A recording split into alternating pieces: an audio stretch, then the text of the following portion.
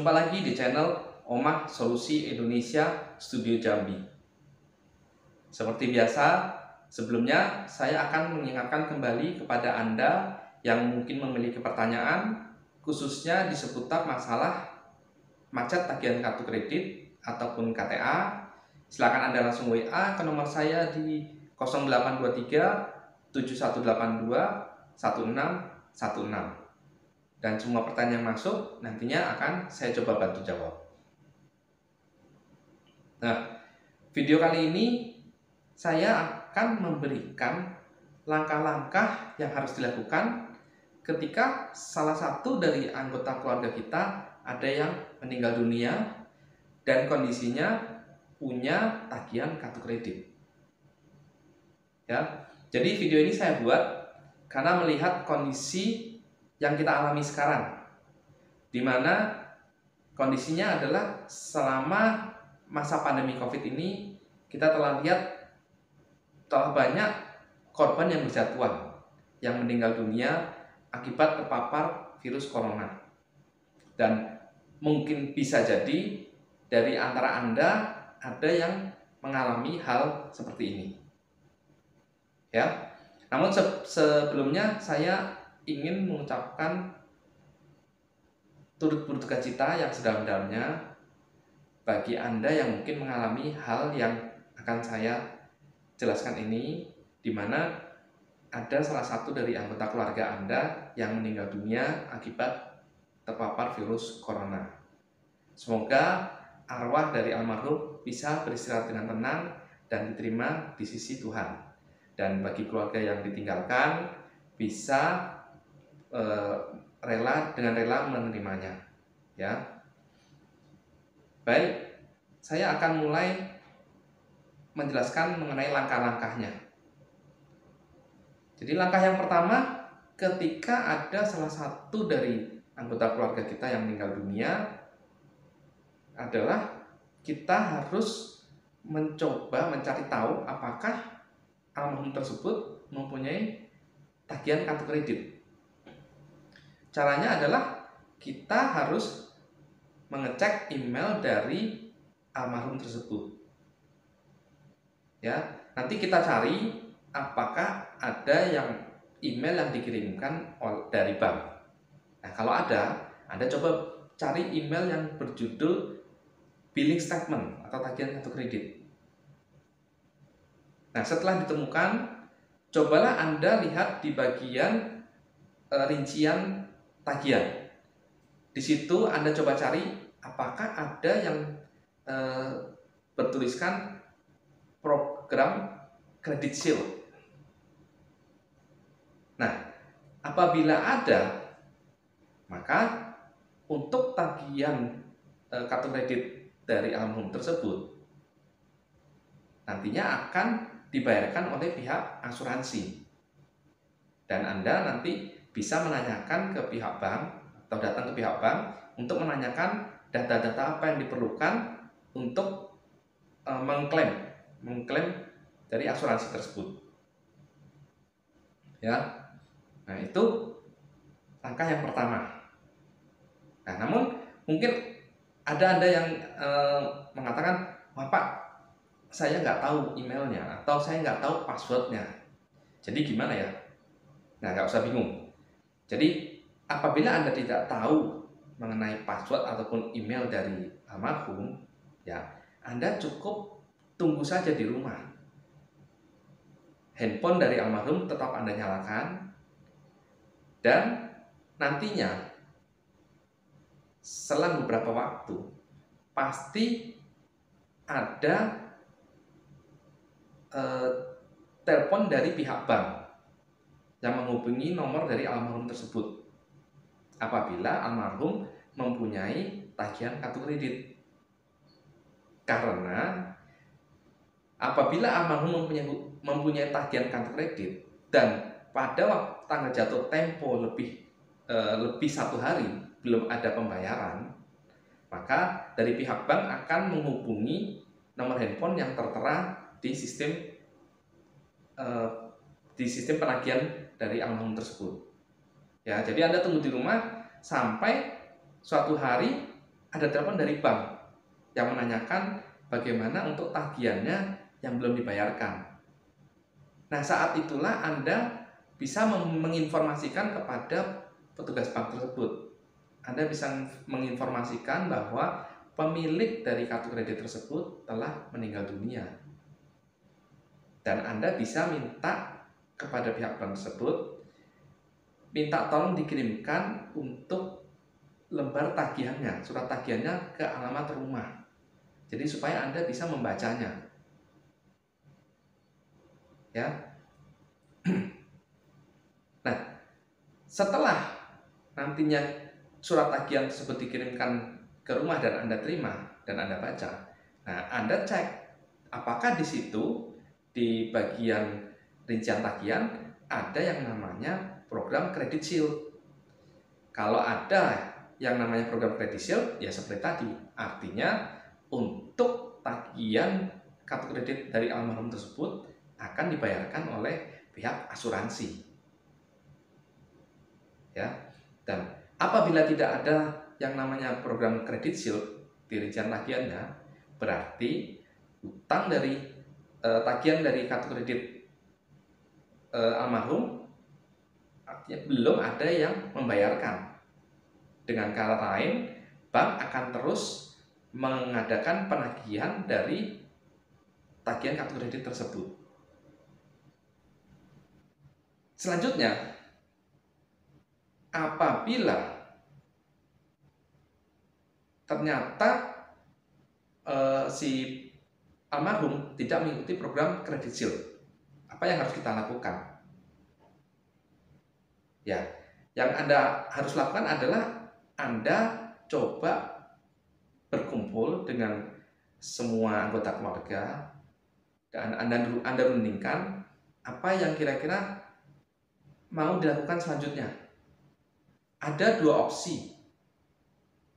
Yang opsi pertama adalah Anda setelah berembuk atau berunding itu memutuskan akan membayar hutang atau tagihan dari almarhum tersebut. Ya mungkin Anda patungan atau Anda salah satu anggota keluarga ada yang lebih mampu atau kondisi keuangannya lebih baik, jadi dia yang akan membayarkan tagihan kartu kredit tersebut. Ya, dan apabila salah satu atau akhirnya diambil keputusan untuk melunasi tagihan kartu kredit tersebut, ya masalah selesai. Anda tinggal langsung ke ATM atau ke bank untuk membayarkan tagihan tersebut. Dan artinya tagihan lunas, selesai. Ya. Nah, yang kedua adalah apabila setelah Anda berunding tersebut, akhirnya karena kondisi semua anggota keluarga tidak ada yang memungkinkan untuk masalah finansialnya, jadi tidak mungkin untuk melunasi hutang tagihan kartu kredit tersebut, maka diputuskan untuk memacetkan tagihan kartu kredit tersebut. Ya. Nah, ketika Anda akhirnya memutuskan untuk memacetkan tagihan kartu kredit tersebut, nah Anda artinya harus siap menghadapi kolektor dari bank, baik itu deskol maupun debkol, yang akan terus-menerus menagih untuk supaya tagihan kartu kredit dari almarhum tersebut segera dilunasi. Nah, bagaimana cara menghadapi hal ini? Jadi, apabila Anda sudah memutuskan untuk memacetkan tagihan kartu kredit tersebut, nah, saya akan memberikan dua opsi juga, dua opsi cara untuk menghadapi kolektor yang akan terus-menerus menagih. Nah, cara yang pertama adalah ini cara yang paling simpel. Ya, caranya adalah setiap kali mereka menelpon ataupun datang ke rumah, ya Anda cukup menemui atau menjawabnya dengan, "Bapak, ini pemegang kartu kreditnya telah meninggal dunia. Dan saya tidak mengetahui apa-apa mengenai tagihan kartu kredit tersebut. Ya, lalu misalkan mereka menelpon lagi, lalu yang angkat mungkin anggota keluarga yang lain. Ya, jawabannya juga sama. Selalu dijawab, ini orangnya yang bersangkutan telah meninggal dunia dan kita semua tidak mengetahui adanya hutang kartu kredit tersebut. Setiap kali mereka menelpon menagih, Anda selalu mendapatkan jawaban yang seperti itu. Nah, akhirnya apa? Akhirnya mereka akan mencoba keluar dari jalur dengan mencoba-coba menagih ke pihak lain yang dirasa kenal dengan almarhum tersebut. Ya, nah oleh karena itu cara ini tidak saya sarankan. Walaupun cara ini simple, tapi tidak saya sarankan karena efeknya tadi mereka ketika Anda istilahnya cuci tangan terhadap hutang tagihan tersebut, ya mereka akan mencoba meneror pihak lain dengan tujuan ketika mereka meneror pihak lain, akhirnya Anda sebagai anggota keluarga menjadi malu dan akhirnya menyerah, dan akhirnya lagi Anda melunasi hutang tagihan kartu kredit tersebut. Ya, itu untuk yang cara pertama. Nah, saya sarankan Anda gunakan yang cara kedua. Ya, di cara kedua ini, ketika Anda memutuskan untuk oke, ini tagihannya kita macetkan saja. Nah, ketika Anda memutuskan seperti itu, Anda coba rundingan juga untuk memutuskan siapa dari salah satu anggota keluarga ini yang bersedia atau berani mengambil alih dari hutang almarhum tersebut. Ya. Nah, tapi sebelumnya saya jelaskan dulu bahwa Anda tidak usah takut dengan kata-kata mengambil alih tadi. Ya, bukan berarti dengan mengambil alih hutang dari almarhum itu artinya Anda harus melunasi nantinya. Misalnya yang mengambil alih adik Anda misalnya. Lalu adik Anda berpikiran, wah ini harus saya yang melunasi nih. Waduh, ngeri juga. Nah, nggak bisa. Bukan begitu. Jadi mengambil alih ini sebatas untuk melakukan negosiasi ataupun menerima penagihan yang dilakukan oleh bank melalui kolektornya. Ya, jadi dari yang kalau misalnya tadi Anda cuci tangan, itu kan mereka tiap menagih dikatakan bahwa saya nggak tahu ini saya nggak tahu menahu tentang hutang tersebut. Jadi tidak ada yang bertanggung jawab atas hutang tersebut. Lalu ketika mereka menelpon lagi atau menagih, jawabannya juga sama. Saya tidak tahu menahu tentang hutang tersebut. Nah, artinya kan tidak ada yang bertanggung jawab. Dari situ si kolektor itu mencoba menghubungi pihak lain, menagih ke pihak lain. Ya. Nah, kalau di yang cara kedua ini, dari antara semua keluarga itu ada satu orang yang menampung. Ya, menampung. Jadi ketika si kolektor itu menagih, ya yang menghadapi satu orang ini. Jadi apabila mereka menelpon, ya, oh saya yang bertanggung jawab untuk mengurusi masalah hutang dari almarhum. Ya, nah, nanti mereka menelpon lagi, ya langsung Anda yang temui lagi gitu. Yang tadi diputuskan untuk berani mengambil alih, itulah yang melayani atau berhadapan dengan si kolektor nantinya. Ya, sehingga ketika si kolektor itu nantinya misalnya mulai menelpon pihak lain atau menteror ke pihak lain, Anda bisa melakukan sebuah surat somasi. Ya, dengan alasan untuk masalah almarhum sudah saya handle, sudah saya take over. Kenapa masih mencoba menagih menghubungi pihak-pihak lain? Ya, itu keuntungan dari yang pihak kedua. Jadi itu keuntungan dari yang cara kedua ini. Makanya saya lebih menyarankan gunakan cara yang nomor 2 ini. Ya, nah akan saya jelaskan sedikit kenapa kok tadi saya katakan bahwa Anda tidak usah takut mengenai pengambil alihan ini. Ya, karena untuk masalah kartu kredit itu tidak akan pernah berakhir pada penyitaan. Karena masalah kartu kredit ini sudah jelas konsekuensinya, bahwa kalau kita mengalami macet tagihan kartu kredit itu, maka pemegang kartu akan masuk dalam blacklist BI checking atau yang sekarang disebut dengan istilah SLIK. Nah, karena si pemegang kartu telah meninggal dunia, ya artinya blacklist BI checkingnya akan tetap atas yang kena blacklist BI checking ya atas nama almarhum tersebut, bukan atas nama orang yang mengambil alih untuk kepengurusan hutang almarhum tersebut. Ya, makanya saya katakan tadi, Anda tidak usah bingung atau memikirkan langsung, artinya begitu saya buat surat untuk pengambil alihan kepengurusan hutang ini, artinya saya harus melunasi, membayar. Tidak. Ya, jadi bisa kita katakan Anda tidak mau bayar pun endingnya juga nggak masalah. Karena apa? Yang terkena blacklist bukan nama Anda, tapi nama dari almarhum tersebut.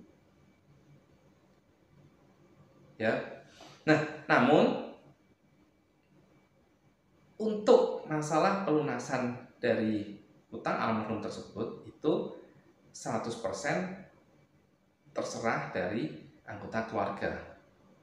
Dimana misalnya nanti pada akhirnya Anda mau melunasinya pun juga nggak masalah ketika Anda sudah mempunyai kesiapan dana misalnya. Ya. Nah, apabila tadi Anda memilih yang cara kedua, yaitu membuat surat pengambil alihan, nah artinya Anda siap menghadapi penagihan yang dilakukan atau kolektor yang ditugasi oleh bank, baik itu deskol maupun depkol. Ya, deskol itu penagihan dari bank atau kolektor dari bank yang melalui telepon, dan depkol itu penagihan dari bank yang datang ke rumah. Nah, ketika menghadapi deskol atau depkol tersebut, ya Anda tinggal ikuti lagi apa yang telah saya ajarkan di video-video saya sebelumnya yang berjudul cara hadapi deskol tahap 1-mu, hadapi deskol tahap 2-mu, dan hadapi deskol tahap 3-mu. Anda ikuti terus, ikuti semua cara tersebut ketika menghadapi deskol. Ya, nah nanti ada saatnya si kolektor itu akan mulai menyerang karena kan Anda ikuti cara saya di 3 video tersebut. Nah, nanti akan ada saatnya mereka mulai menyerang mengenai akhlak juga, dan mereka akan mengatakan bahwa apabila Anda sebagai penanggung jawab hutang itu tidak melakukan pembayaran, ya nanti kasihan dengan almarhum karena tidak bisa beristirahat dengan tenang karena hutangnya belum dilunasi. Nah, ketika mereka mengatakan demikian, ya Anda sudah bisa menjawab, loh, malah sebenarnya almarhum sudah senang sekarang. Almarhum sudah tenang karena apa? Karena hutangnya sudah saya ambil alih. Jadi almarhum sudah tidak punya hutang lagi sekarang, dan hutangnya sekarang saya yang handle, saya yang take over. Nah, Anda ulangi terus langkah-langkah yang telah saya ajarkan di 3 video saya tersebut. Ya, Anda ulangi terus sampai pada akhirnya si kolektor dan pihak bank akhirnya menyerah melakukan tagihan, dan endingnya suatu saat setelah sekian lamanya, misalkan Anda sekeluarga memutuskan untuk oke lah kita lunasi aja hutang dari almarhum tersebut supaya nama almarhum juga bersih istilahnya. Ya, Anda pada saat itu setelah mempunyai dana, Anda bisa melakukan atau datang ke bank untuk melakukan negosiasi. Anda negosiasi dengan pihak bank bahwa Anda ingin melunasi hutang tagihan kartu kredit dari almarhum tersebut. Nah, posisinya sekarang karena yang bersangkutan itu telah meninggal dunia, ya. Jadi seperti yang saya katakan tadi kan, blacklistnya itu menempel yang terkena blacklist adalah atas nama almarhum, ya kan. Nah, dan yang bersangkutan telah meninggal dunia. Jadi dengan posisi itu Anda bisa menawar sekejam mungkin kepada bank dengan anggapan Anda berikan penawaran. Kalau dikasih ya oke, saya bayarkan. Nggak dikasih ya sudah, nggak apa-apa. Toh pemilik kartu atau yang mempunyai hutang sudah nggak ada, udah meninggal. Udah gitu aja. Kayak kasih kisaran misalnya, ternyata hutangnya itu di angka nominal 10 juta. Ya, Anda sudah setelah sekian lamanya akhirnya Anda semua kondisi keuangan juga sudah membaik, sudah siap. Ya, Anda tinggal datang ke bank. Anda tanyakan, saya mau melunasi hutang dari almarhum atas nama siapa itu. Nah, ketika mereka mengatakan, oh jumlah tagihannya sekian, ya sudah, Anda tawar aja dari angka 10 juta tadi. Anda bisa tawar misalnya, oke, saya mau bayar di angka 1 juta. Nah, tadi makanya saya bilang kejam. Ya sudah, kalau mau diterima ya syukur. Enggak diterima ya sudah. Toh nggak ada ruginya. Nah, akhirnya mungkin terjadi negosiasi dan akhirnya ketemu di angka oke lah, Anda menaikkan jadi 1,5 juta. Kalau iya, silakan langsung diproses dan surat SKL keluar. Kalau tidak ya maaf, kita nggak jadi membayar. Nah, disitulah Anda akhirnya bisa melunasi hutang kartu kredit almarhum tersebut. Ya, saya akan perlihatkan contoh surat pengambil alihan hutang. Ya, silakan Anda lihat di slide yang berikut ini. Ini adalah contoh surat pernyataan pengambil alihan hutang. Ya. Di situ tertera, Anda lihat formatnya, saya yang bertanda tangan di bawah ini. Nama, tempat dan tanggal lahir, alamat, telepon, dan pekerjaan, ya bisa diisi. Ini untuk bagian yang orang yang mengambil alih. Ya. Lalu lanjutkan, dengan ini menyatakan bahwa saya mengambil alih dan bertanggung jawab atas hutang kartu kredit dari bank. Nah, ini Anda bisa isi bank apa dan atas nama. Nah, ini adalah data untuk pemegang kartu. Ya, nama, nomor kartu, jumlah tagihan terakhir dan hubungan dengan card holder. Nah, itu bisa diisi. Lalu bawahnya lagi, demikian pernyataan ini saya buat dengan sebenar-benarnya untuk dipergunakan sebagaimana mestinya dan tanpa paksaan dari pihak manapun. Lalu Anda isi kotanya kota mana, lalu tanggal, bulan, dan tahunnya. Yang membuat pernyataan, Anda tempelkan meterai dan Anda tanda tangani. Dan di bawahnya itu nama terang. Ya. Itulah contoh surat pengambil alihan hutang, di mana sekali lagi Anda tidak perlu khawatir dengan adanya Anda mengambil alih hutang berarti Anda harus melakukan pembayaran atau melunasi hutang tersebut, ya, karena tadi sudah saya jelaskan kenapanya. Oke, itulah langkah-langkah yang harus kita ambil ketika ada salah satu anggota keluarga yang meninggal dunia,